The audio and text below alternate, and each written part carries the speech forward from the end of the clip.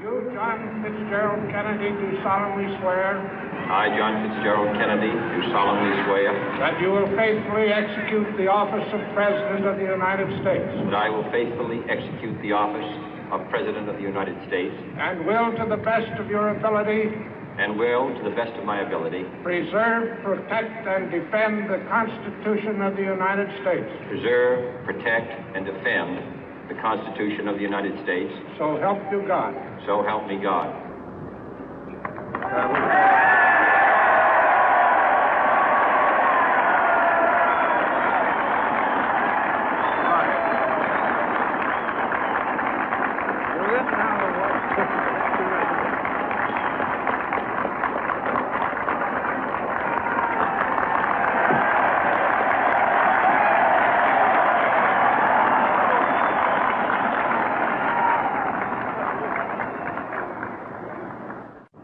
Vice President Johnson, Mr. Speaker, Mr. Chief Justice, President Eisenhower, Vice President Nixon, President Truman, Reverend clergy, fellow citizens.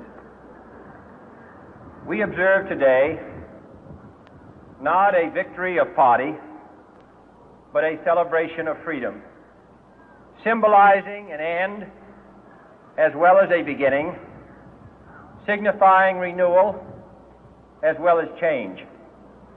For I have sworn before you and Almighty God the same solemn oath our forebears prescribed nearly a century and 3/4 ago. The world is very different now, for man holds in his mortal hands the power to abolish all forms of human poverty and all forms of human life. And yet the same revolutionary beliefs for which our forebears fought are still at issue around the globe.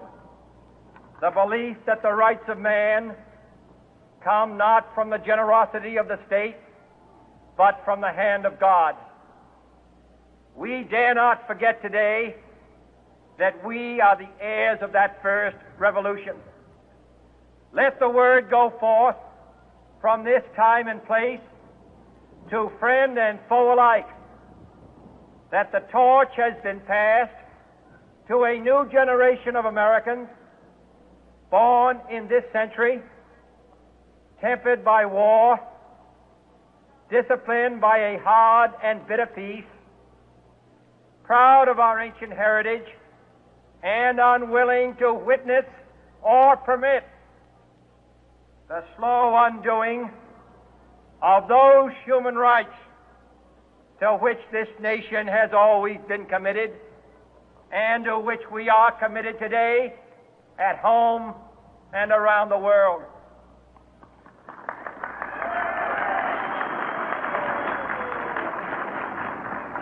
Let every nation know, whether it wishes us well or ill, that we shall pay any price, bear any burden, meet any hardship, support any friend, oppose any foe to assure the survival and the success of liberty.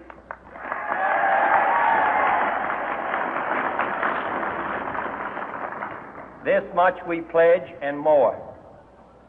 To those old allies whose cultural and spiritual origins we share, we pledge the loyalty of faithful friends. United, there is little we cannot do in a host of cooperative ventures. Divided, there is little we can do, for we dare not meet a powerful challenge at odds and split asunder. To those new states whom we welcome to the ranks of the free, we pledge our word that one form of colonial control shall not have passed away merely to be replaced by a far more iron tyranny. We shall not always expect to find them supporting our view, but we shall always hope to find them strongly supporting their own freedom, and to remember that in the past, those who foolishly sought power by riding the back of the tiger ended up inside.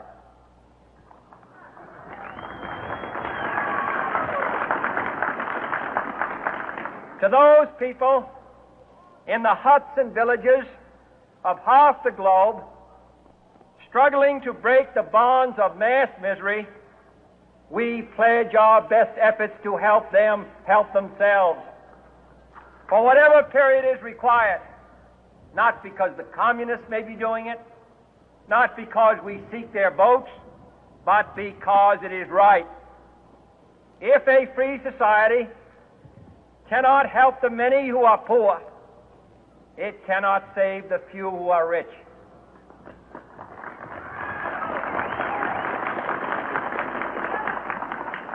To our sister republics south of our border, we offer a special pledge to convert our good words into good deeds, in a new alliance for progress, to assist free men and free governments in casting off the chains of poverty. But this peaceful revolution of hope cannot become the prey of hostile powers. Let all our neighbors know that we shall join with them to oppose aggression or subversion anywhere in the Americas. And let every other power know that this hemisphere intends to remain the master of its own house.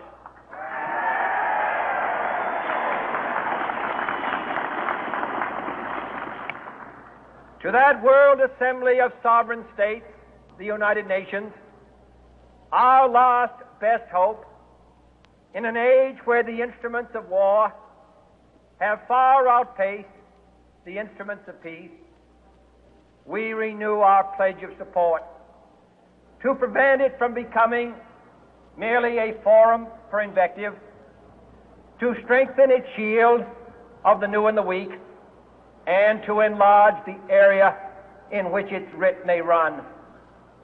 Finally, to those nations who would make themselves our adversary, we offer not a pledge, but a request that both sides begin anew the quest for peace. Before the dark powers of destruction, unleashed by science, engulf all humanity in planned or accidental self-destruction, we dare not tempt them with weakness, for only when our arms are sufficient beyond doubt can we be certain beyond doubt that they will never be employed. But neither can two great and powerful groups of nations take comfort from our present course, both sides overburdened by the cost of modern weapons, both rightly alarmed by the steady spread of the deadly atom, yet both racing to alter that uncertain balance of terror that stays the hand of mankind's final war. So let us begin anew, remembering on both sides that civility is not a sign of weakness, and sincerity is always subject to proof. Let us never negotiate out of fear, but let us never fear to negotiate.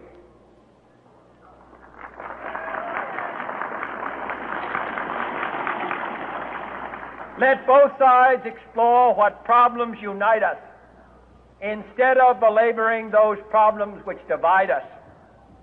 Let both sides, for the first time, formulate serious and precise proposals for the inspection and control of arms, and bring the absolute power to destroy other nations under the absolute control of all nations.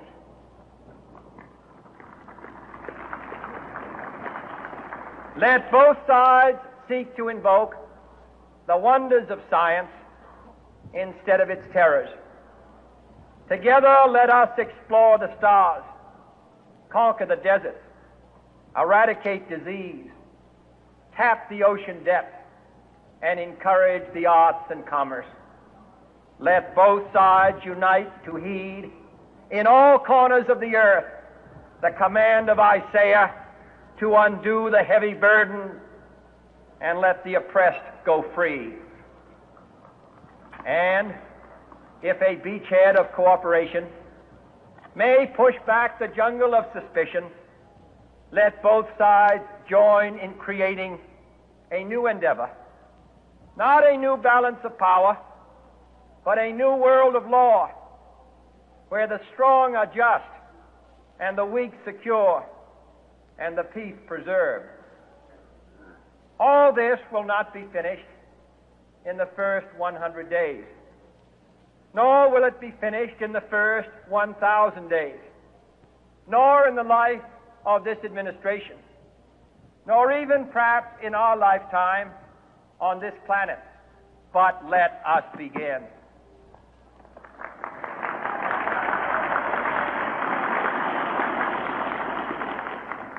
In your hands, my fellow citizens, more than mine, will rest the final success or failure of our course. Since this country was founded, each generation of Americans has been summoned to give testimony to its national loyalty. The graves of young Americans who answered the call to service surround the globe. Now the trumpet summons us again, not as a call to bear arms, though arms we need, not as a call to battle, though in battle we are, but a call to bear the burden of a long twilight struggle, year in and year out, rejoicing in hope, patient in tribulation, a struggle against the common enemies of man, tyranny, poverty, disease, and war itself. Can we forge against these enemies a grand and global alliance, north and south, east and west, that can assure a more fruitful life for all mankind? Will you join in that historic effort?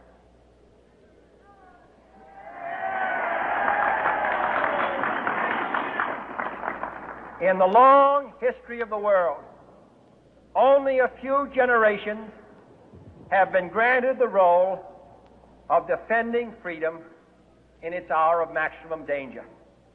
I do not shrink from this responsibility